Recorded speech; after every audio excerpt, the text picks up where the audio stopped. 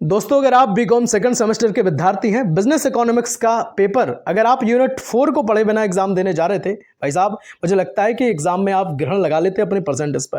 भाई साहब पूरी यूट्यूब पर सबसे दमदार सरदार कंटेंट देने का जो छाती ठोक के हम दावा करते हैं, उसी के क्रम में आज की ऐसी क्लास रहेगी जो आपकी परसेंटेज में 4 चांद लगाने के लिए काफ़ी है ना। वेरी इंपॉर्टेंट एमसीक्यू क्वेश्चन के साथ बेहतरीन तगड़े वाली क्वालिटी एक्सप्लेनेशन इस वीडियो में आपको देखने को मिलेगी।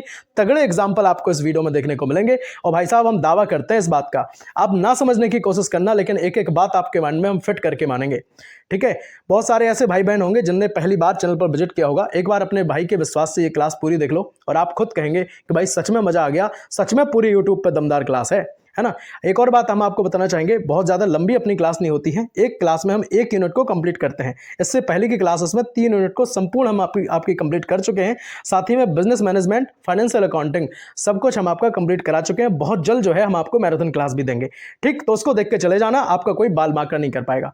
चलेंगे बाकी क्लास को स्टार्ट कर रहे हैं। सभी यूनिवर्सिटी के लिए ये क्लास इंपॉर्टेंट रोल प्ले करेगी, ठीक है। अब टाइम ज़्यादा हो गया, अब चलो क्लास को स्टार्ट कर रहे हैं। बाद में बताना क्या सच में पूरी यूट्यूब पर सबसे दमदार क्लास है या नहीं है। चलेंगे बात करेंगे पहले एमसीक्यू की, बिजनेस साइकिल का सही क्रम क्या होता है, समझिएगा। देखिए 3 से 4 लाइन में पहले बिजनेस साइकिल को हम समझ लेते हैं, उसके बाद इस क्वेश्चन को हम कंप्लीट करेंगे। सुनिएगा, तो इसमें आपको पहली चीज आपको याद रखनी है कि भाई साहब हम वो काम करें जिससे जो हमारा बिजनेस है उसकी वृद्धि हो, उसका विस्तार हो। समझे कि नहीं समझे भाई। तो जब विस्तार या वृद्धि की हम यहाँ पे बात करते हैं तो इसमें एक टर्म आता है जिसको आपको याद रखना है। उस टर्म को कहते हैं एक्सपेंशन। क्या कहते हैं? एक्सपेंशन कहते हैं मेरे भाई, ठीक। तो इस टर्म को आप याद रखिएगा, पहली चीज। अच्छा, दूसरी जो हम बात यहां पे कर रहे हैं, दूसरी जो बात कर रहे हैं कि भाई साहब सेल अगर बढ़ जाए, क्या बढ़ जाए, आपकी जो बिजनेस है, आपके बिजनेस की सेल अगर बढ़ जाए, बिक्री खूब होने लगे, यानी कि इकोनॉमी पीक पर पहुंच जाए, है ना। सुनिएगा, मेरे एक एक शब्द को कान लगा करके सुनिएगा मेरे भाई। इकोनॉमी जो है वो पीक पर पहुंच जाए तो भैया ये जो हुआ आपका दूसरा टर्म, इसको हम कहेंगे बूम। क्या कहेंगे? बूम कहेंगे मेरे भाई। बहुत बढ़िया, बहुत बेहतरीन। अच्छा, तीसरा जो हमें पॉइंट याद रखना है कि भैया जब डिमांड है, डिमांड जब कम होने लगे, है ना, वस्तु या फिर जो भी आपका प्रोडक्ट है या आपकी जो सेल है वो कम होने लगे, जो आपकी वस्तुएं हैं, जो आपका प्रोडक्शन है उसकी डिमांड कम होने लगे, यानी कि मेरे भाई सेल जो है आपकी वो गिरने लगे, है ना। तो इस पॉइंट को कहेंगे रिसेशन। बहुत बढ़िया, बहुत बेहतरीन। अब नेक्स्ट और रहेगा आपका, एक बात और सुन लो, इसके बाद हम इस क्वेश्चन को क्लियर कर रहे हैं। क्यों कर रहे हैं? क्योंकि जो टर्म हम आपको समझा रहे हैं वही टर्म भाई साहब बिजनेस साइकिल में यूज होंगे।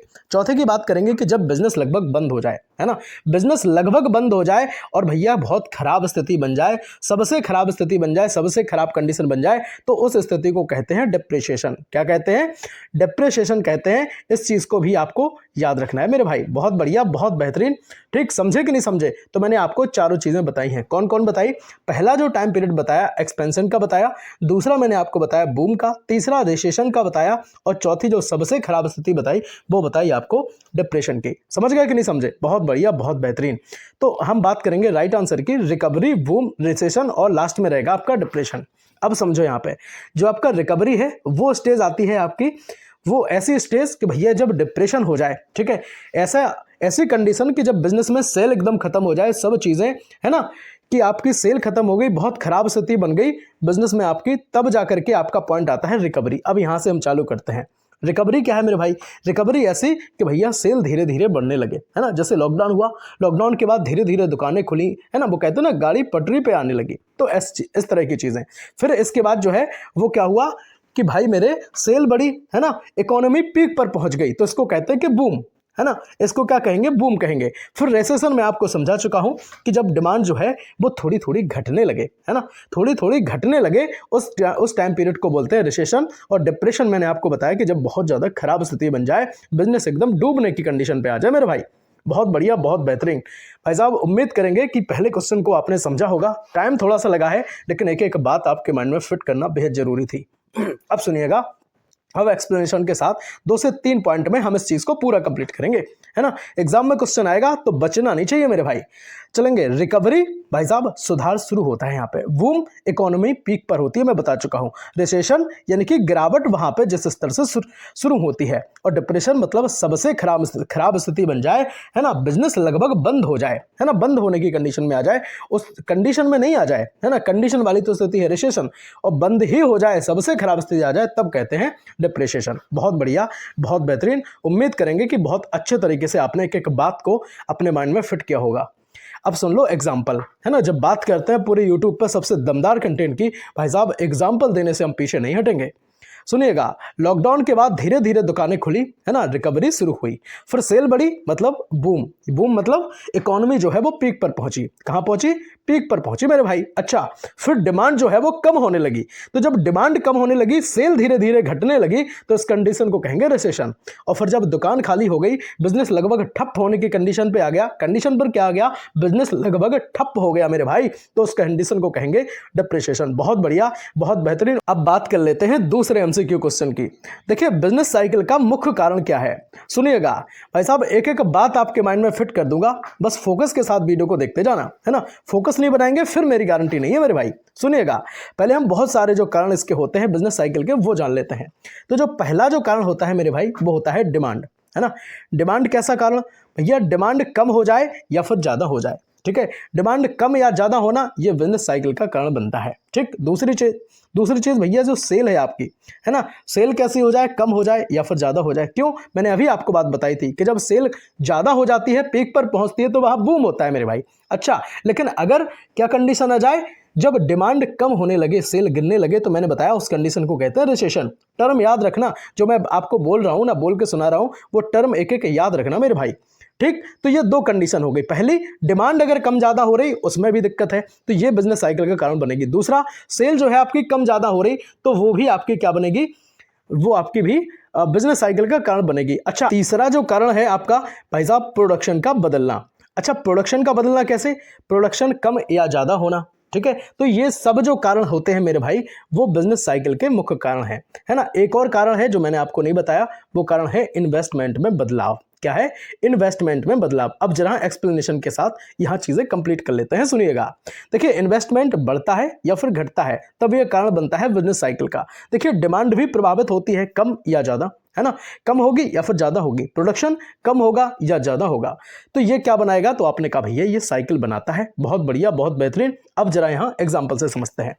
देखिए, कंपनी ने नई फैक्ट्री लगाई है ना। कंपनी ने क्या किया? नई फैक्ट्री लगाई। भाई साहब, नई फैक्ट्री लगाएंगे तो जॉब बढ़ेंगी, तो जॉब बढ़ेंगी तो ये भैया बूम होगा, इकोनॉमी जो है वो पीक पर जाएगी। बहुत बढ़िया, है ना। इन्वेस्टमेंट किया ना, इन्वेस्टमेंट किया। अब इन्वेस्टमेंट किया क्यों? क्योंकि वहां से हमें रिटर्न मिल जाए।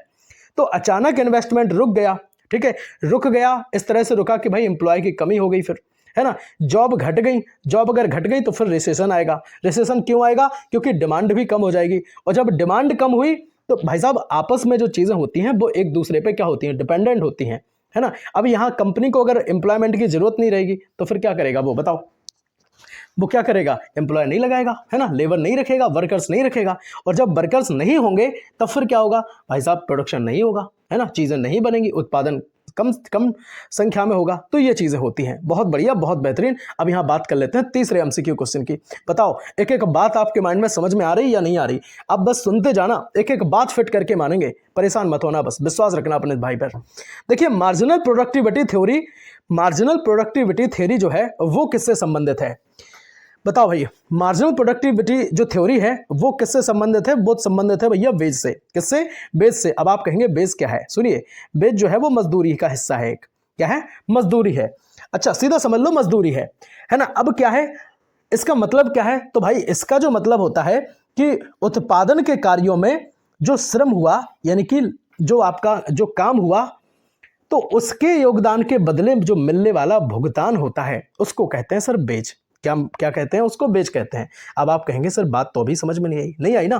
देखिए, बेज या मजदूरी इस बात पर तय होती है भैया कि मजदूर ने कितना अतिरिक्त उत्पादन किया है, कितना भैया एक्स्ट्रा जो उत्पादन उन्होंने किया है, इस बात पर जो बेजेस हैं या फिर मजदूरी है वो तय होती है। मैंने आपको क्या बताया? मतलब ये होता है इसका कि जो कार्य उसने किया है, ठीक है, वर्कर ने जो काम किया है, उसके बदले उसको जो मिल जाए वो कहीं ना कहीं बेस की श्रेणी में जाएगा। बहुत बढ़िया, बहुत बेहतरीन। उम्मीद करेंगे कि आपने ये चीज समझी होगी। सिंपल सी बात हम इसके बारे में अगर आपको लिख के दें तो जो काम किया आपने, है ना, काम किया आपने, काम के बदले जो आपको पैसा मिला है वो भैया वेजेस है। समझ गए कि नहीं समझे?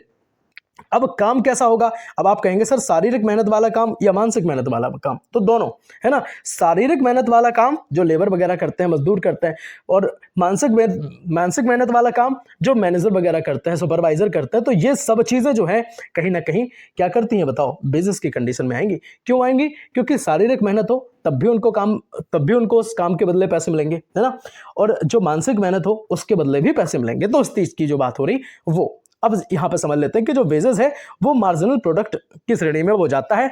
लास्ट वर्कर का योगदान हमने इसमें इसलिए लिखा है कि भैया जो काम एम्प्लॉयमेंट के जरिए जो उसने काम किया है तो वो काम के बदले उसको जो मिला है तो उसी से सैलरी जो है उसकी तय होगी, और फर्म जो है प्रॉफिट मैक्सिमाइज यहाँ पे करेगी। ठीक है, फर्म क्या है? प्रॉफिट जो है मैक्सिमाइज करेगी यहाँ पे। बहुत बढ़िया, बहुत बेहतरीन। अब जरा एग्जांपल के साथ समझ लेते हैं। देखिए कैसे।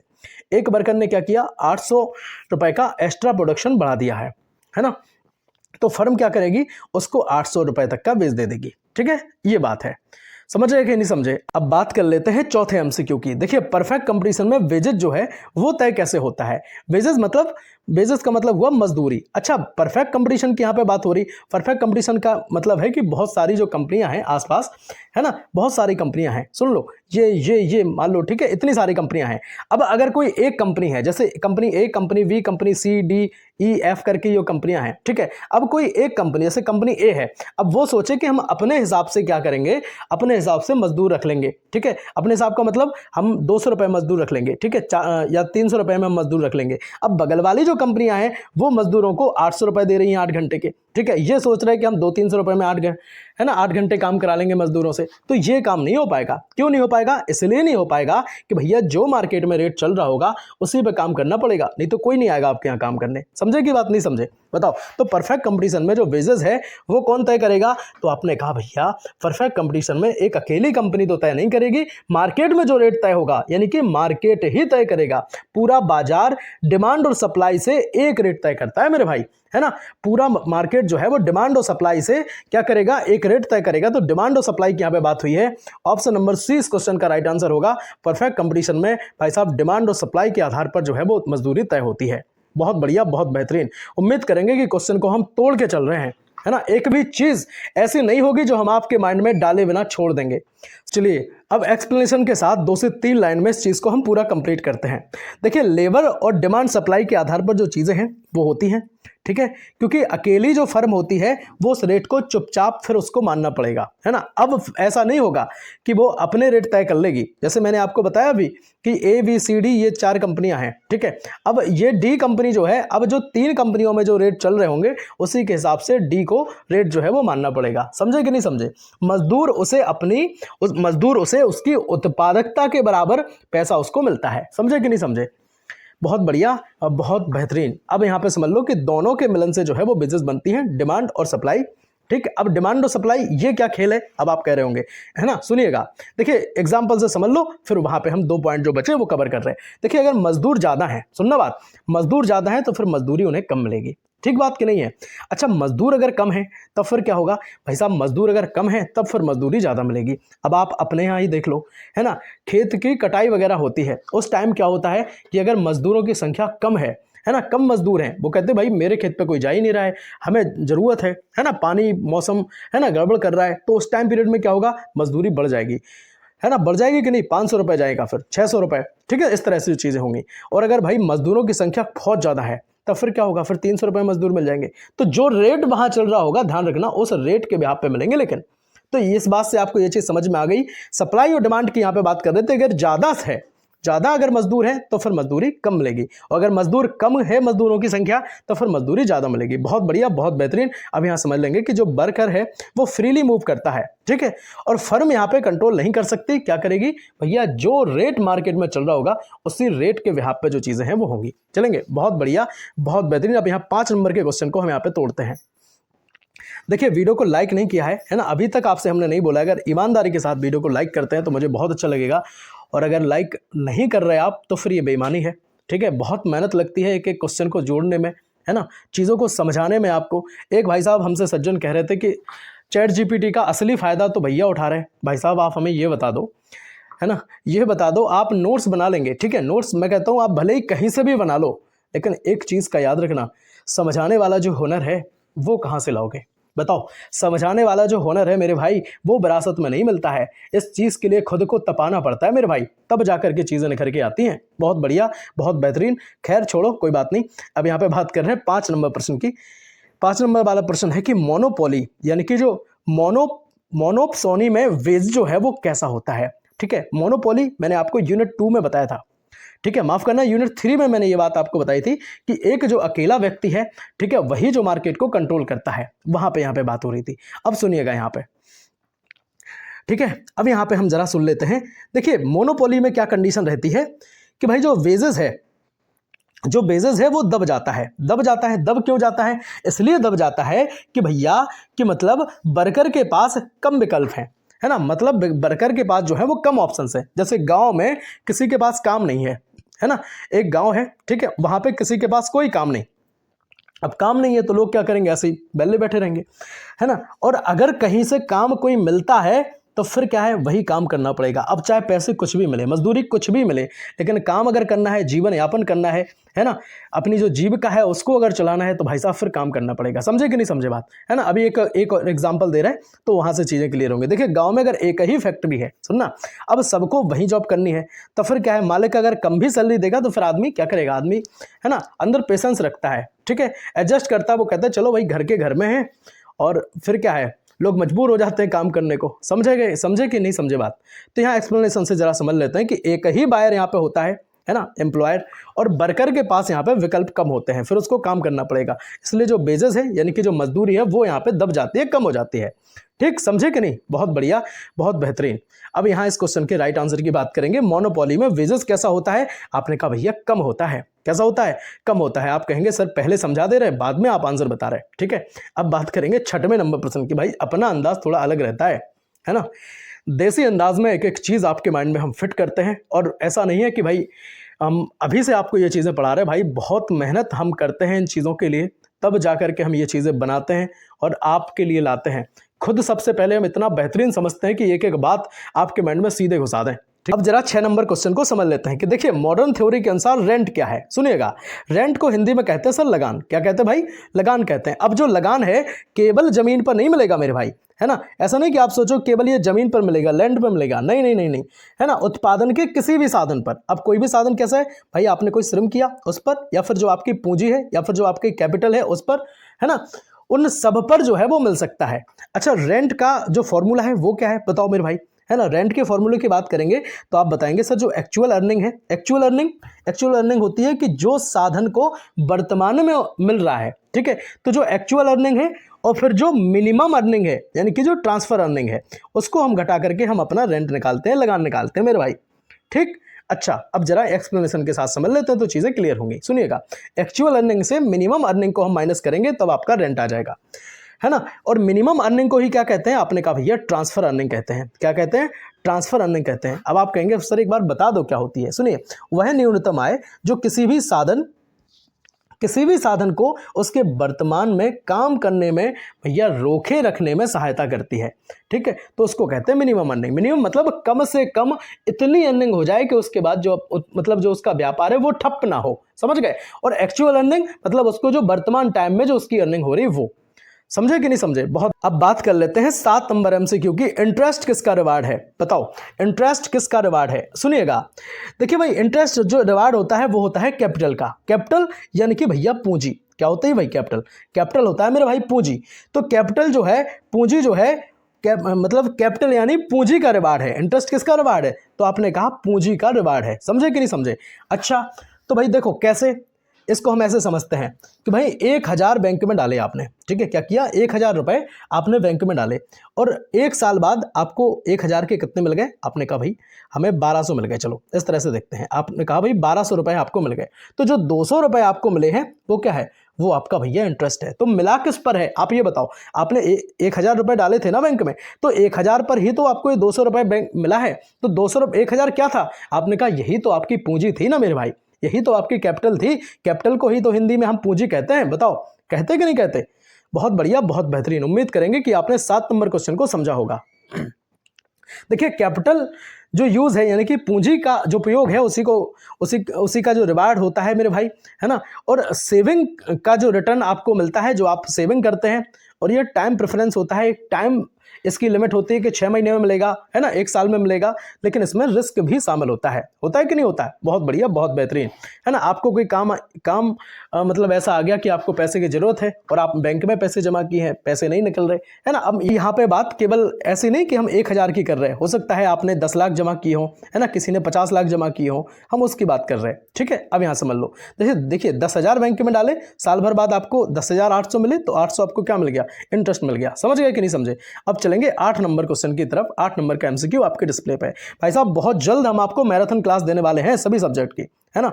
मैराथन नहीं होगी, महा मैराथन होगी। इतनी तगड़ी मैराथन होगी मेरे भाई कि एक एक क्वेश्चन को आपके माइंड में फिट करके हम मानेंगे। आप समझने की कोशिश भी ना करना, हम तब भी समझा के मानेंगे, है ना। हर टॉपिक को कंप्लीट करेंगे। और बाकी बताएं सब यूनिवर्सिटी के लिए, बहुत लोग कहते हैं क्या एमजीके बीपी के लिए है, क्या बीयू झांसी के लिए है, या फिर सीएसजीएम कानपुर यूनिवर्सिटी के लिए है ना, डीडीयू के लिए, सबके लिए है भैया। जितनी यूनिवर्सिटी है सभी यूनिवर्सिटी को टारगेट करके ही चीजें हम बनाते हैं मेरे भाई। चलेंगे। अच्छा, जिन यूनिवर्सिटी में ये एग्जाम जो है वो लिखित हो रहा है तो उनके लिए हमने अलग क्लासेस बनाई है, तो आप एक बार प्लेलिस्ट विजिट कर लें। लेकिन जिनके लिए एमसीक्यू हो रहा है तो उनके लिए तो मैं आपको रामबाण क्लास देने का काम कर रहा हूं, ठीक है। तो भाई मेरे क्या है, जो मैराथन क्लास है वो जल्दी देंगे। किन की देंगे, हम सभी सब्जेक्ट की देंगे। देखिए प्लेलिस्ट आप विजिट कर सकते हैं एक बार। बिजनेस मैनेजमेंट को हम संपूर्ण कंप्लीट करा चुके हैं, फाइनेंशियल अकाउंटिंग को संपूर्ण कंप्लीट करा चुके हैं, 4 यूनिट हम आपको पढ़ा चुके हैं। बहुत सारी ऐसी यूनिवर्सिटी हैं जिनमें 4 यूनिट नहीं है, बहुत सारी यूनिट हैं। लेकिन ध्यान रखना, जो 4 यूनिट का अपना सिलेबस है उसमें सभी यूनिवर्सिटी का सारा सिलेबस जो है वो कंप्लीट होता है, ठीक है। और सिलेबस अगर आपको चाहिए तो आप हमें टेलीग्राम पर मैसेज कर सकते हैं, ठीक। टेलीग्राम पर हम आपको सिलेबस भी शेयर कर देंगे इस चीज़ का। परेशान मत होना, सब कुछ यही 4 यूनिट में मिल जाएगा आपको। आप 4 यूनिट पढ़ के जाओ, आपका कोई बाल बांका नहीं कर पाएगा। चलेंगे अब 8 नंबर क्वेश्चन को यहाँ पे तोड़ते हैं, नहीं तो आप कहेंगे सर बातें ज़्यादा हो गई मेरे भाई। अच्छा हाँ, इंटरेस्ट रेट जो है वो किससे तय होता है बताओ। इंटरेस्ट रेट जो है वो तय होता है कि भाई डिमांड कितनी है, सबसे बड़ी चीज, है ना। डिमांड उस चीज की कितनी है और भैया सेविंग या फिर जो सप्लाई है वो कितनी हो रही है, इस चीज से जो है वो इंटरेस्ट रेट आपका तय होता है ना। सेविंग ज्यादा, अब सुनना यहाँ पे, देखिए सेविंग अगर आपकी ज्यादा है, ठीक, सेविंग अगर आपकी ज्यादा है तो इस टाइम में क्या होगा, इंटरेस्ट जो है वो आपको कम मिलेगा, ठीक है। अगर डिमांड ज्यादा है, सेविंग मतलब जो आपकी सप्लाई अगर ज्यादा है तो इंटरेस्ट कम मिलेगा। लेकिन अगर डिमांड ज्यादा है ना, डिमांड कैसी है, ज्यादा है, तो डिमांड ज्यादा होने पर इंटरेस्ट आपका बढ़ेगा, है ना। इंटरेस्ट आपका बढ़ेगा क्योंकि डिमांड होने पर ही इंटरेस्ट बढ़ता है, समझिएगा। सेविंग और सप्लाई एक ही चीज होती है, इन्वेस्टमेंट जो है और डिमांड ये भी एक ही चीज होती है। लेकिन ये चीज ध्यान रखना कि डिमांड और सप्लाई इन दोनों पर ही जो है वो चीजें डिपेंड होती हैं, दोनों रेट जो है वो तय करते हैं। ये मॉडर्न थ्योरी के अंतर्गत ये चीजें आती हैं, ठीक। अब एग्जांपल के साथ समझ लेते हैं कि लोग ज्यादा सेविंग कर रहे हैं, भाई साहब इंटरेस्ट कम होगा। लोन की ज्यादा डिमांड बढ़ रही तो इंटरेस्ट फिर बढ़ जाएगा, है ना। इंटरेस्ट बढ़ जाएगा, इंटरेस्ट मतलब ब्याज बढ़ जाएगा, ठीक है। अब लोगों को ज्यादा, जैसे बहुत सारे ऐसे लोग हैं जो ईएमआई पर चीजें खरीद रहे हैं, ठीक, तो अब वो क्या करेंगे, वो फाइनेंस कराएंगे। अब जब फाइनेंस करा रहे बहुत सारे लोग, क्या होगा, वो हो सकता है कि बैंक 7% की जगह फिर 8% देने लगे, 10% देने लगे, है ना। इंटरेस्ट, ठीक, देने लगे नहीं, लेने लगे, ठीक है। ईएमआई पर क्या होता है, लिया जाता है, दिया थोड़ी ना जाता है। चलेंगे, बहुत बढ़िया, बहुत बेहतरीन। ओम नमः शिवाय एक बार कमेंट में जरूर लिखेंगे मेरे भाई, है ना। सब शिव भक्त एक बार कमेंट में ओम नमः शिवाय जरूर लिखेंगे, बहुत बढ़िया, बहुत बेहतरीन। 9 नंबर का क्वेश्चन आपके डिस्प्ले पे है। जो प्रॉफिट है वो किसका रिवार्ड है, भाई साहब प्रॉफिट किसका रिवार्ड है, बहुत अच्छा क्वेश्चन है। ये एंटरप्रेन्योरशिप का रिवार्ड है मेरे भाई, है ना। किसका रिवार्ड है, एंटरप्रेन्योरशिप का रिवार्ड है। तो भाई एंटरप्रेन्योरशिप यानी कि इसको कहते हैं उद्यमी। क्या कहते हैं, उद्यमी हम इसको कहते हैं, है ना। वो उद्यमी कौन होता है भैया, वह होता है उद्यमी जो व्यवसाय या फिर व्यापार को शुरू करता है कि नहीं करता है। वह क्या करेगा भैया, वह रिस्क लेता है ना। अब रिस्क लेकर के ही तो वो बनाएगा अपना बिजनेस। रिस्क अगर सफल हो गया तो फिर प्रॉफिट हो जाएगा उसको, ठीक है। रिस्क अगर सफल हुआ तो फिर प्रॉफिट हो जाएगा, यानी कि दुकान खोली चल गई तो भैया फिर लाभ हो जाएगा। अगर नहीं चली तो फिर सीताराम, है ना, नहीं चली तो फिर सीताराम। बताओ समझाने का तरीका मेरा कैसा है, आप एक बार जरूर कमेंट में ये चीज़ लिखेंगे, है ना, ये चीज़ जरूर लिखेंगे। और सब्सक्राइब करके अगर रखेंगे तो मैराथन क्लास की जो वीडियो है आपको मिल जाएगी। और अगर सब्सक्राइब नहीं किए रहेंगे तो भाई साहब हो सकता है कि आप मैराथन वीडियो मिस कर दो, और अगर आप बिना मैराथन के एग्जाम देने गए तो मुझे लगता है कि फिर चीज़ें नहीं हो पाएंगी। अब देखिए होता क्या है कि जब आप चारों यूनिट ये पढ़ के जाते हो, उसके बाद जब आप मैराथन लेकर के जाते हो तो फिर आपका ऐसा चांस बन जाता है कि आपको, है ना, बाल बांका आपका कोई नहीं कर पाएगा। और मैंने आपसे स्टार्टिंग में ही कहा था कि जिस विश्वास से आप हमारी क्लास देखेंगे, भाई साहब दावा हमने किया था विश्वास को डिगने नहीं देंगे। बताओ डिगने दिया क्या? बताओ मेरे भाई, है ना। जुड़ जाओ यार, आपके हर सेमेस्टर में काम आएंगे हम। सब्सक्राइब कर लो, ईमानदारी के साथ सब्सक्राइब कर लो यार, जुड़ जाओ। हम आपके, ऐसा नहीं है केवल इसी सेमेस्टर में हम आपको पढ़ा रहे, है ना, थर्ड फोर्थ फिफ्थ सिक्स सब सेमेस्टर में पढ़ाएंगे, बहुत तगड़ी चीज़ें हम आपको देंगे। ठीक, बहुत बढ़िया, बहुत बेहतरीन। अब यहाँ पे समझ लो, एक्सप्लेनेशन समझ लो। देखिए रिस्क लेने का रिवार्ड होता है ये, है ना। अनसर्टेनिटी हैंडल, मतलब जो अनिश्चितता है उनको हैंडल करने का ये रिवार्ड है। इनोवेशन मतलब नवाचार करते हैं। डिसीजन मेकिंग मतलब निर्णय लेने की जो क्षमता है उनके पास, है ना। तो प्रॉफिट भैया उनको मिलता है जो उद्यमी होते हैं, डिसीजन लेते हैं। अच्छा एक और हम आपको बात बताएं, देखिए जो हमारे FB नाइट साहब थे, है ना, FB नाइट साहब जो थे, उनका एक कथन था एंटरप्रेन्योरशिप के बारे में, एंटरप्रेन्योर के बारे में, प्रेन्योरशिप नहीं, एंटरप्रेन्योर के बारे में एक कथन था। उनने कहा था कि भाई जो उद्यमी है, उद्यमी को लाभ इसलिए नहीं मिलता, है ना, इसलिए नहीं मिलता कि वह जोखिम उठाता है, बल्कि इसलिए मिलता है क्योंकि वह ऐसी अनिश्चितताओं का सामना करता है जिसका कोई पूर्व अनुमान भी नहीं लगा सकता। मतलब कोई समझ भी नहीं सकता कि आगे आने वाली जो चीज़ें हैं, आगे जो आने वाली दिक्कतें हैं, कौन कौन सी दिक्कतें मेरे भाई आ सकती हैं, उन सबको हैंडल करता है। रिस्क लेता है, नई चीज़ें बनाता है ना, नई दुकान खोलता है, कुछ भी करता है, नई फैक्ट्री लगाता है ना, रिस्क लेता है और डिसीजन अपना लेता है। तो ये सब चीज़ें हैं। देखिए जैसे दुकान खोली, है ना, दुकान खोली, रिस्क लिया, सफल हो गई तो प्रॉफिट मिल गया, असफल हो गई, है ना, विफल हो गई दुकान, कोई ग्राहक नहीं आया, चीज़ें नहीं बनी सही से, सेल नहीं हुई, तो सीताराम। अनसर्टेनिटी थ्योरी क्या है? प्रॉफिट की अनसर्टेनिटी थ्योरी जो है वो किसने दी? देखिए जो मैंने आपको बात बताई थी वो प्रॉफिट की अनसर्टेनिटी थ्योरी से ही रिलेटेड थी। अनसर्टेनिटी थ्योरी दी FB नाइट साहब ने, मैं आपको बता चुका हूं किसने दिया था, FB नाइट साहब ने दिया था। अच्छा इनने क्या कहा था, मैंने अभी आपको बात बताई। एक बार जल्दी से कमेंट में पूरी लाइन जो लिख देगा मेरे लिए बहुत प्यारा भाई, प्यारा बहन वो मेरी रहेगी, है ना। भाई इनने कहा था कि भाई उद्यमी जो है, एंटरप्रेन्योर जो है, उसको लाभ इसलिए नहीं मिलता कि वह जोखिम उठाता है, बल्कि इसलिए मिलता है क्योंकि वह ऐसी अनिश्चितताओं का सामना करता है जिनका पूर्व अनुमान भी नहीं लगाया जा सकता। अब चलेंगे एक्सप्लेनेशन के साथ, जरा समझ लेते हैं। देखिए फ्रैंक नाइट, FB नाइट जो है इसके जनक कहे जाते हैं। अनसर्टेनिटी मतलब जो है प्रॉफिट को कहीं ना कहीं दर्शाता है, वो बताता है। और रिस्क यहाँ पे अलग चीज़ है, रिस्क की यहाँ पे बात नहीं हो रही। फ्यूचर जो है अनसर्टेन रहता है, और जो अनिश्चितताएं ऐसी चीज़ें कि भाई पता नहीं कि बिजनेस चलेगा कि नहीं चलेगा, बताओ, पता ही नहीं है, अगर चल गया तो फिर प्रॉफिट हो गया। तो इस तरह से जो रिस्क लेता है जो उद्यमी है, उसके बारे में FB नाइट साहब ने बड़ा ही सुंदर कथन बोला था। 11 नंबर के क्वेश्चन की हम यहाँ पर बात कर रहे हैं, सबसे खराब अवस्था कौन है? भाई साहब स्टार्टिंग में ही बता चुके हैं हम आपको, सबसे खराब अवस्था डिप्रिसिएशन। भाई साहब आंख बंद करके लगाओ, है ना। देखिए इसमें क्या होता है, डिमांड बहुत कम हो जाती है, प्रोडक्शन सबसे लोएस्ट हो जाता है। भाई साहब हम सब कुछ आपको पढ़ा चुके, चारों चीज़ें बताई थी, एक्सपेंशन बताया था, ठीक है, बूम आपको बताया था, रिसेशन बताया था, डिप्रेशन बताया था, सब चीज़ें हमने आपको बताई थी, सबके बारे में आपको बताया था मेरे भाई। तो डिमांड अगर बहुत कम हो जाती है डिप्रिसिएशन में, प्रोडक्शन भैया लोएस्ट हो जाता है, कम हो जाता है, बेरोजगारी पीक पर पहुंच जाएगी, इकोनॉमी जो है भाई साहब डिस्टर्ब यहाँ पे हो जाएगी, तो सब चीज़ें दिक्कत हो जाएंगी, है ना। फैक्ट्री बंद, लोग बेरोजगार, बाजार सूना, सब खत्म। बताओ तो ये सबसे ज़्यादा कौन सा पॉइंट होगा? आपने कहा डिप्रिसिएशन होगा मेरे भाई। 12 नंबर का क्वेश्चन आपके डिस्प्ले पे। भाई साहब एक और बात हम आपके साथ शेयर करना चाहेंगे। देखिए बिजनेस मैनेजमेंट अगर आपका सब्जेक्ट है, अगर आपने अभी तक कुछ नहीं पढ़ा है तो जाओ भैया प्लेलिस्ट एक बार विजिट कर लो, और लिंक हम डिस्क्रिप्शन बॉक्स में प्लेलिस्ट की दे देंगे आपको, ठीक है। तो बिजनेस मैनेजमेंट अपना पूरा कंप्लीट करो, चारों यूनिट उसकी कंप्लीट करो, आप किसी भी यूनिवर्सिटी से क्यों ना हो, आप अपने भाई के कहने पर एक बार उन चारों यूनिट को पढ़ के देख लो, ठीक है। बिजनेस मैनेजमेंट पूरा करो, फाइनेंशियल अकाउंटिंग पूरा करो, उसकी जो न्यूमेरिकल वाली क्लास दी थी उसको पूरा करो, आपका ये काम खत्म है, ठीक है। इसके बाद क्या है, अपनी जो बिजनेस इकोनॉमिक्स है, आज की यूनिट 4 जो हम कंप्लीट करा रहे हैं, इससे पहले हम 3 यूनिट पहले पढ़ा चुके, और बहुत ज़्यादा हम आपका टाइम भी नहीं लेते हैं, एक क्लास में मात्र एक यूनिट को हम ताबड़तोड़ तरीके से तोड़ते हैं, एक एक बात आपके माइंड में फिट कर देते हैं, ठीक है। तो आप चाहो तो इन सबको देख लो, और जैसे ही हम आपको मैराथन क्लास देंगे तो उन सबको देख करके एग्जाम में चले जाना। भाई साहब कोई बाल बांका कर जाए तो आप कमेंट कर देना, मैं चैनल बंद कर दूंगा, ठीक है। बहुत तगड़े तरीके से पढ़ाते हैं, ईमानदारी के साथ पढ़ाते हैं भाई साहब, है ना। इसलिए भाई मेहनत करो, और हमें नाकामयाबी बिल्कुल पसंद नहीं है, हम आपके लिए बहुत मेहनत करते हैं, तो आप मेरे लिए मेहनत कर दो, ठीक है। आप बता दो भाई कि आप हमसे कब से जुड़े हैं, और अगर आप पहले से जुड़े हैं मेरे भाई तो मुझे बहुत अच्छा लगेगा, ठीक है। जो पुराने बच्चे हमारी क्लास देख रहे हैं, रिकवरी फेज में क्या होता है बताओ। रिकवरी फेज में तो भाई सुधार होगा, बताओ क्या होगा?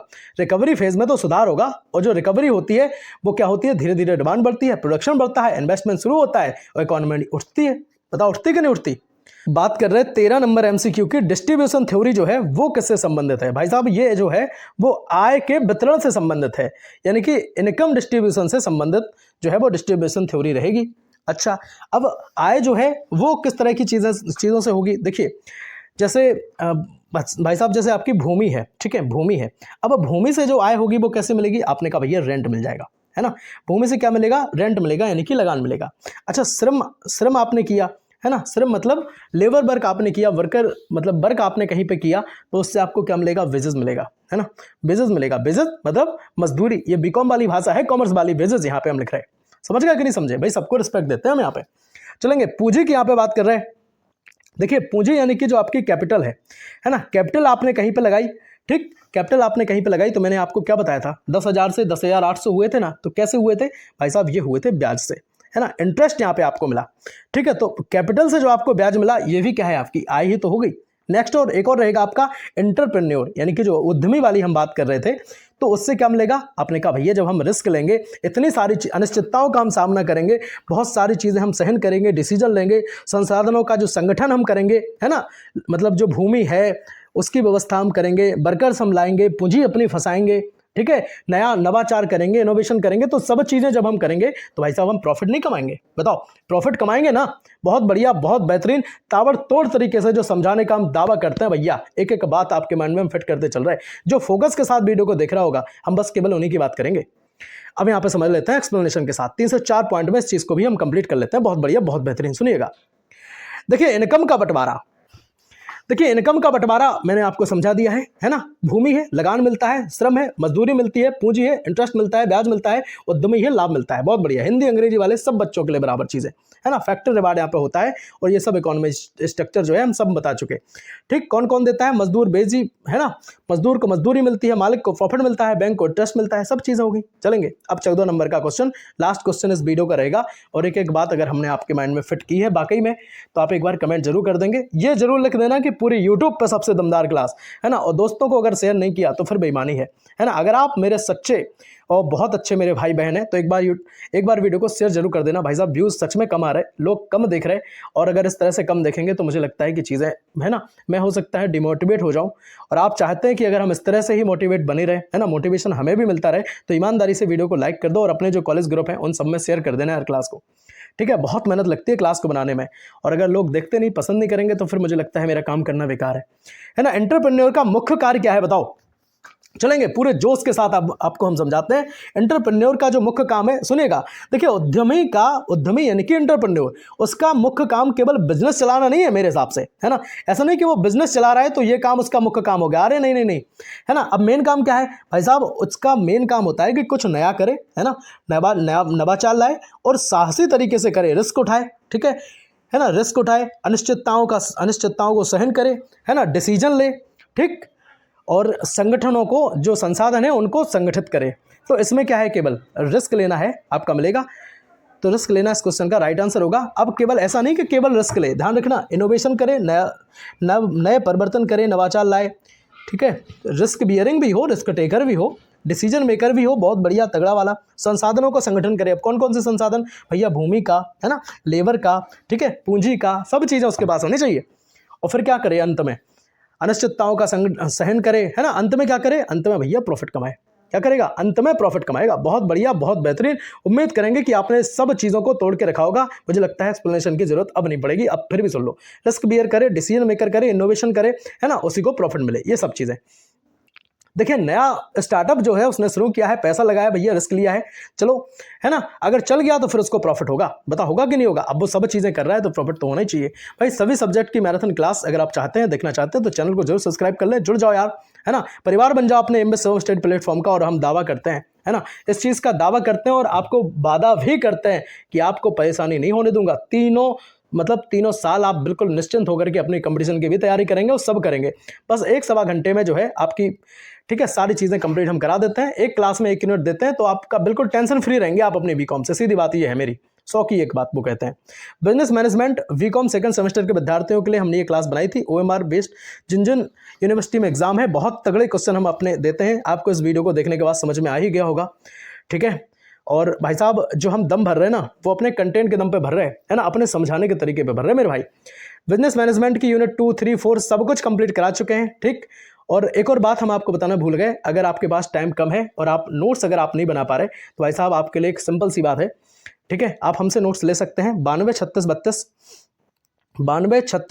63 96 इस नंबर पर आप हमें व्हाट्सएप करें, ठीक। इस नंबर पर आप हमें व्हाट्सएप कर लें और आप हमसे नोट्स के लिए बोल दें। भाई साहब मात्र 100 रुपये में, ठीक है, मात्र 100 रुपये में एक सब्जेक्ट के हम कंप्लीट नोट्स देते हैं, ठीक है। बहुत तगड़े नोट अपने होते हैं, यही क्लास नोट्स हम प्रॉपर आपको देते हैं, प्लस में उसको एक मैराथन क्लास के भी नोट्स हम आपको देते हैं साथ में, ठीक। अब दूसरी चीज़ क्या है, दूसरी चीज़ ये है मेरे भाई, ये रहेगी दूसरी चीज़ कि 300 रुपये में क्या करते हैं हम आपके तीनों जो है सब्जेक्ट हम आपके देते हैं। अब आप कहेंगे सर 100 में एक दे रहे, 300 में तीनों दे रहे, इसमें क्या फ़ायदा है? भाई साहब इसमें प्लस एक ये रहेगा कि जो आपका माइनर है फर्स्ट एड एंड हेल्थ, उसके भी नोट्स हम आपको देते हैं, उसकी मैराथन के नोट्स हम आपको देते हैं। तो 3 में 1 का आपका फ़ायदा यहाँ पे हो जाएगा, ठीक है। और जितने भी नोट्स रहेंगे सबकी मैराथन नोट्स आपको इंक्लूड करके मिलेंगे, ठीक। बहुत बढ़िया, बहुत बेहतरीन। लोग कहेंगे भैया मॉडल तो 50 रुपये का आता है, आप सर 100 वाली बात कर रहे हैं। भाई साहब 100 वाली बात ये कर रहे हैं कि मॉडल की जो चीज़ें हैं और अपनी जो चीज़ें हैं, ज़मीन आसमान का फ़र्क है, ठीक है। जमीन आसमान का फर्क आपको यहाँ पे देखने को मिलेगा। फाइनेंशियल अकाउंटिंग अगर किसी का सब्जेक्ट, तो ये हमने भी कंप्लीट किया था। और एक और बात बताएं, अगर भाई किसी के पास पैसे नहीं है तो परेशान मत होना, है ना, कि भाई पैसे नहीं है, आप आराम से अपनी कॉपी पेन उठाओ, लिखते चले जाओ और जो हम आपको वीडियो में बताते जा रहे हैं भाई साहब वो नोट्स बना लो, रामबाण का काम करेंगे। मैं हमेशा कहता हूँ आपके जो अपने नोट्स हैं जो हम पढ़ा रहे हैं वो अगर आप लिख रहे हैं तो आपको भाई साहब कोई फेल नहीं कर पाएगा। सबसे तगड़े नोट्स समझ लो आपके पास है। फिर फाइनेंशियल अकाउंटिंग अगर आपका सब्जेक्ट है, अगर क्या है ही तो सब्जेक्ट है तो जरूर देख लो, है ना। प्लेलिस्ट बजट एक बार जरूर कर लेंगे। सब चीज़ें हमने आपकी कंप्लीट कराई हैं, 4 यूनिट हम आपके पढ़ा चुके। बिजनेस इकोनॉमिक्स को भी हमने आज भैया पूरा कंप्लीट कर दिया है, ठीक है। 3 यूनिट इससे पहली क्लासेस में हम आपको कंप्लीट करा चुके थे। फर्स्ट एड एंड हेल्थ की क्लासेस भी जल्दी आपको मिलेंगी, बाकी मैराथन क्लास हम आपको जल्दी देंगे, ठीक है। बताइएगा जरूर क्लास आपको लगी कैसी है। सब्सक्राइब ईमानदारी के साथ कर लेना भैया, जुड़ जाना। राष्ट्र हित में, देश हित में फ्री शिक्षा हम आपको देते हैं। भाई साहब नोट्स के केवल पैसे ले रहे हैं, ठीक है। राधे राधे सीताराम। मिलते हैं अगले वीडियो में, तब तक के लिए जय हिंद, वंदे मातरम, भारत माता की जय, हर हर महादेव, ओम नमः शिवाय। एक बार कमेंट में जरूर लिखना और दोस्तों को भेज दो यार। राधे राधे।